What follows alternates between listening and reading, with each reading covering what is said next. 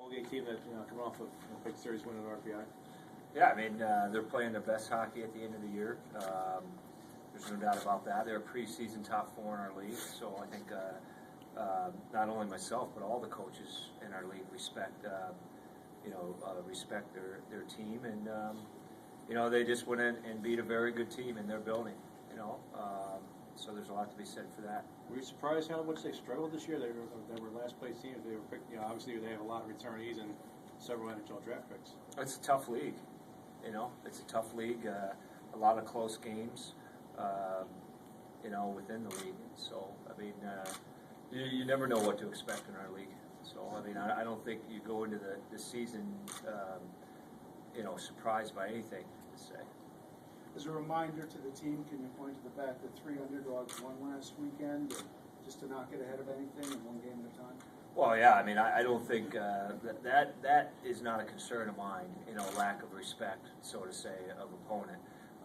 We respect Colgate. We've had 2 hard-fought games with them this year. The 6-3 win by us was tied going into the third period, 2-2, and they jumped out to a lead on us, and we really had to fight to get back into the game. And the game at their building was basically a very tight game, and then we were able to score a couple late in the game, and then they scored one even to come back, and it was a 1-goal game. So I mean, I don't think I have to fire the guys up that way for lack of respect for Colgate. We respect Colgate. We respect their program. We've always had good games with them. And just by what they did last weekend, we know we're going to have our A game. How much did the week off help you guys? It helped us enormously. I mean, for 2 reasons. The first reason is we had some guys that were banged up, had some guys that were sick, and they were able to get healthy. But the second big reason is academically, is that we have finals next week, and it allowed the guys to try to get ahead of school a little bit, their schoolwork, so they can be prepared to go in their finals and be prepared to really focus on hockey this week. What is it about Colgate style? Because it looked like they were trapping a little bit against RPI. What is that? How do you manage to beat that trap?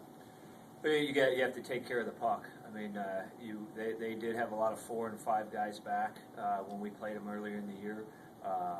They kind of conserve some energy that way, and kind of look to feed off your mistakes. They have dangerous forwards, and it's probably going to be a series where we may have to generate a little bit more on the forecheck because the rush offense will be taken away a little bit with them having 4 or 5 guys back. So that's the style that they played earlier in the year, and from watching Game 3 against RPI, I thought they came after them a little bit more in that game. I thought they were forechecking a lot harder in that game. How dangerous is a team like this that suddenly gets hot the last couple of weeks heading into the playoffs and then is playing well at the beginning of the playoffs? Well, I mean, I think any team at this stage is dangerous, and we saw that last year with Quinnipiac. A team that we had beaten 7-1 or 7-2, 2 weeks earlier in the regular season, and they come in and they win the first game in 6 overtimes, and the second 2 games were 1-goal games. I mean, we've moved to the second level of playoffs now, and even when things were unfolding Sunday, I think, at least I kind of said to myself that you're going to get a good team. It doesn't matter what team. I mean, the regular season's done. You can't even look at those records. You're getting a good team. You're getting a team that's got a little confidence. You're getting a team that has some playoff experience, with their confidence now. I guess I'm not really focused on, hey, Colgate's a dangerous team because they finished 12th. No, Colgate's a good team. And any team we're going to see right now is a good team, whether we're going to see St. Lawrence or Harvard as well. I mean, they won a playoff series, and there's confidence, and there's something to be said for moving to the second round. And I think we learned a lot. At least I have, and I think our players have, is our bye week versus Cornell, losing that series, and our bye week versus Quinnipiac last year, and how tight that was. How important will it be for you to get out to the good start in Game 1? Because obviously you said you lost Game 1 last year, but came back to battle the next 2. So how important is it to get that win in Game 1 and maybe put the pressure on Colgate? Well, I mean, I don't know. You know, I don't know if that's everything. It's a 3-game series. You have to win 2, and that's clearly last year. I mean, we could have thrown everything, everything out the window for losing the first game in 6 overtimes. So, I mean, it's our building. We have to feed off the energy. We have to make life. We have to make it a tough game for them. That's for sure, because they. I think they had to use some energy last week, and clearly to beat RPI. So, I mean, I think that our focus has to be just making this a tough series and us being a tough team to play against. You were talking about the benefits of having this last week off. Do you feel, though, that the guys might be at all rusty now since you have had that week off, or are you completely confident? Well, I mean, we were in the same position last year, and we jumped out on Quinnipiac hard early in the game. So I'm not really concerned about that. I like the focus that we've had in practice the last 2 days.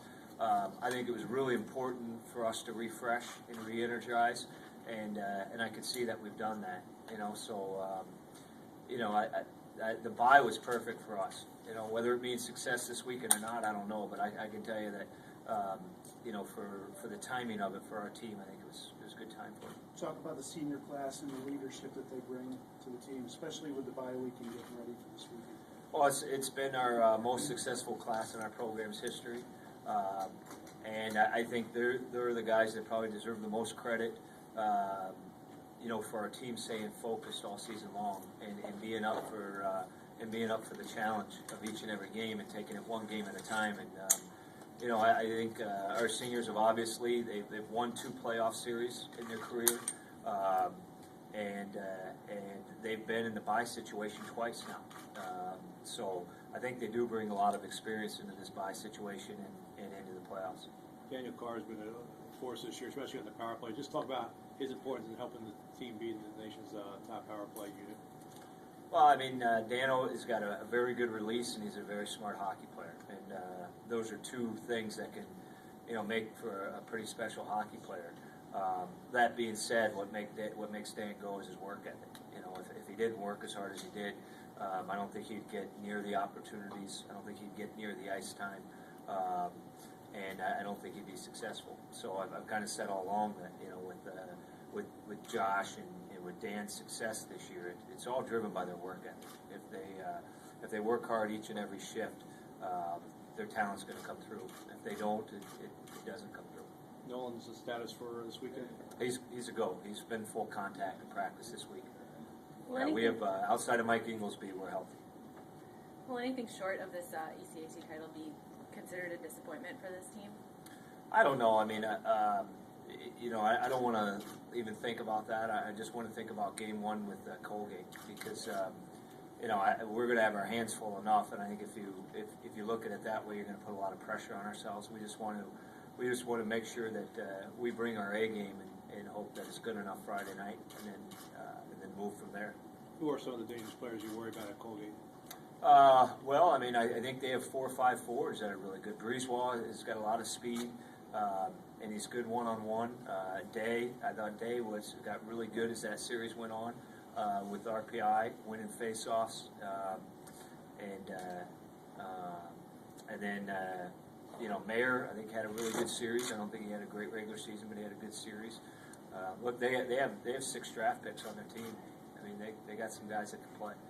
Mahalik and goal. I mean, He had a terrific series. I think maybe that's one thing that's really improved about their team this year is the way that their goaltending's come along. Coach, have you spoken to Coach Appert about any advice for playing Colgate this weekend? No, I mean, I don't.